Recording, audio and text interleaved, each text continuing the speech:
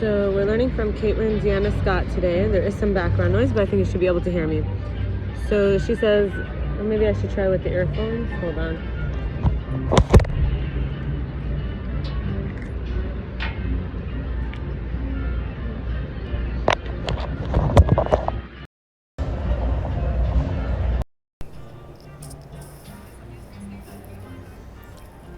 So she says that we can heal ourselves. In the human body, it was designed to operate in harmony with the first 12 dimensions of consciousness.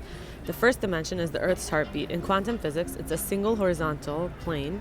It's the foundation we construct our matrix on, the lens we use to receive info about our home and our planet. Our body's influenced by the magnetism of the iron core, which supports our interpretation of gravity on the planet, and our perineum beats to the same tune when in sync with the first dimension. The vibration range of the first dimension is very low and slow through the body. When it's not functioning, it might feel like we don't belong here, we feel spacey or off balance, losing blocks of time and even forgetfulness. When it's firing properly, we feel grounded, focused, purposeful, and we love living on Earth. In the second dimension, it's called the telluric realm. We add the vertical to the horizontal, so now there's width and height, 2 dimensions. This is the lens we use to interact with elements, ions, minerals in their raw forms.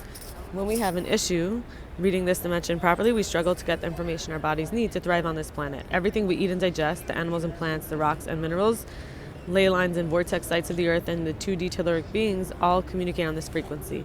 When it's firing, we have clear, smooth skin, healthy digestion, and hormones in balance. We're strong, flexible, mobile in our body. And when it's not firing, we might get allergies or sinus issues, acid reflux, bloating, cramping, Crohn's, IBS, constipation, and gastrointestinal issues. Third dimension is a physical reality, length times width times heights. This is what gives mass, takes up space, our experience with our physical matter. We might be manipulating our environment and combine this with that in linear time where things have a starting point and end. When it's firing, we are strong, flexible, mobile. We're alive. We have fast injury repair and immune response. When it's not firing, we have autoimmune or degenerative disease and we'll be unalive and clumsiness, frequent structural injuries.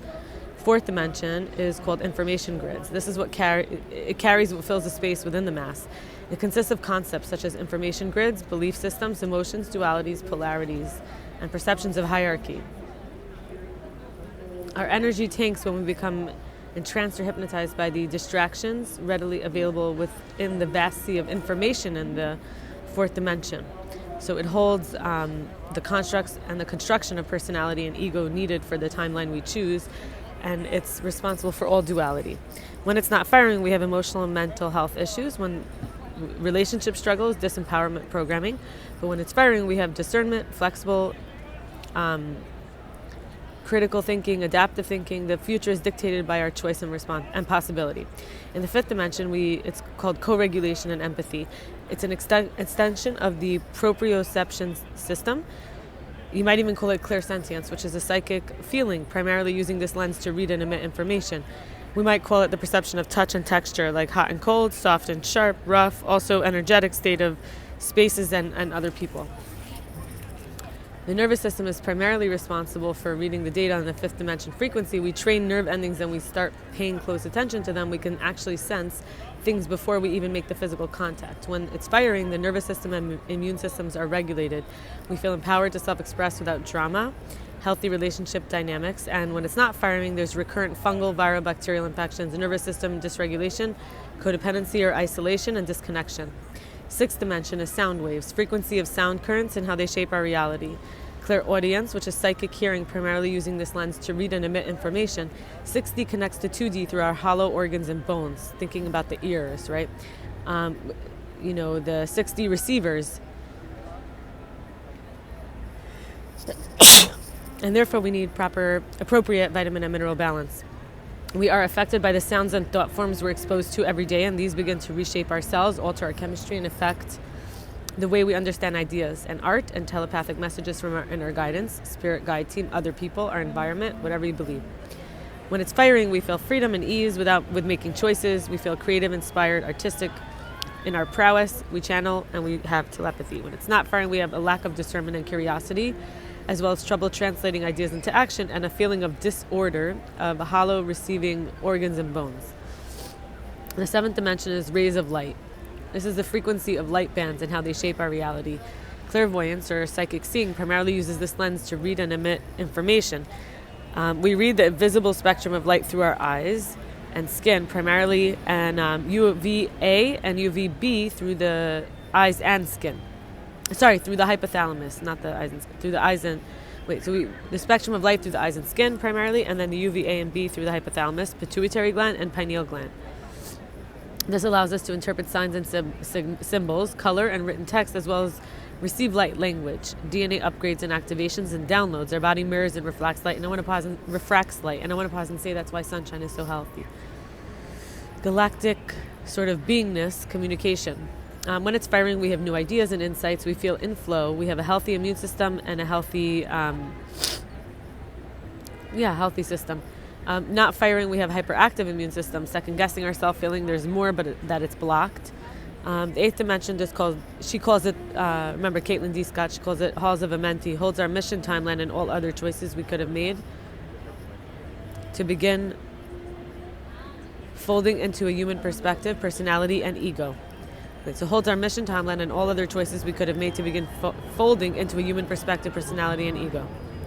Claircognizance is psychic knowing, primarily uses this lens to read and emit information. This lens reads structure and purpose of things by assessing directionality towards growth or towards a historical comfort zone.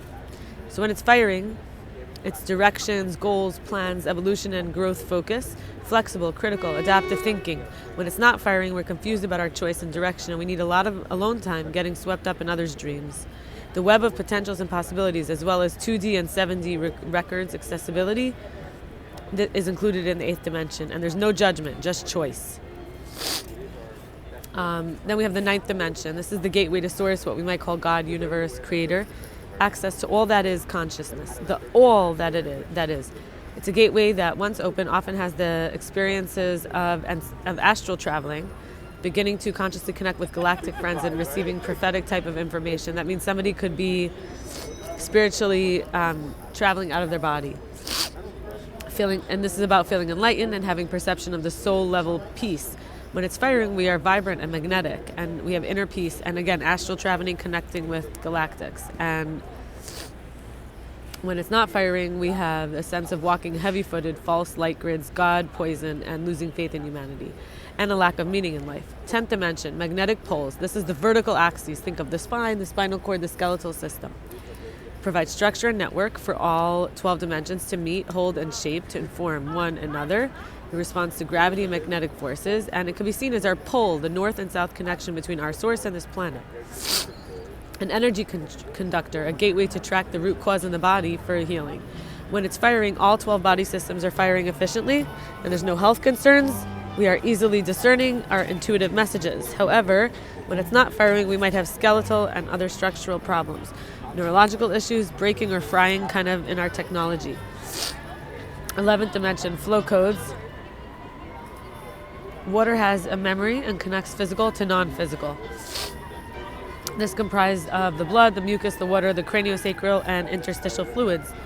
The tides within the body are not only informing the organs, glands, and muscles, but also draw like magnets our soul's plan from the 12D down into current life via the 8th and 4th dimensions. Without proper flow and hydration, the body will become stuck or stagnant, preventing progress and balance. When it's firing, there's healthy weight, free from inflammation, easily downloading and assimilating information. Life feels flowy and easy. When it's not firing, we have swelling, bloating, weight issues, inflammation, feeling stuck, blocked, stagnant, tinnitus, blood pressure issues, dizzy spells, memory issues, forgetfulness, hardships in learning. And finally, the 12th dimension, we have the soul's blueprint. It houses the totality of all that we have to offer, all that we have ever experienced in this reality and beyond.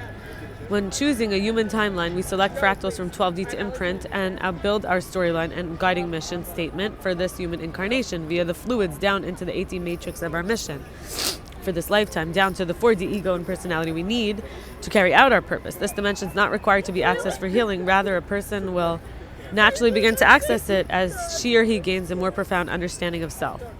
The purpose would be considered a sense of contribution to the world, pursuit of understanding, the meaning of life. It intertwines with how one defines oneself within the context of the larger ecosystem of humanity, and Having a clear sense of purpose means knowing the impact and legacy you're here to share with others.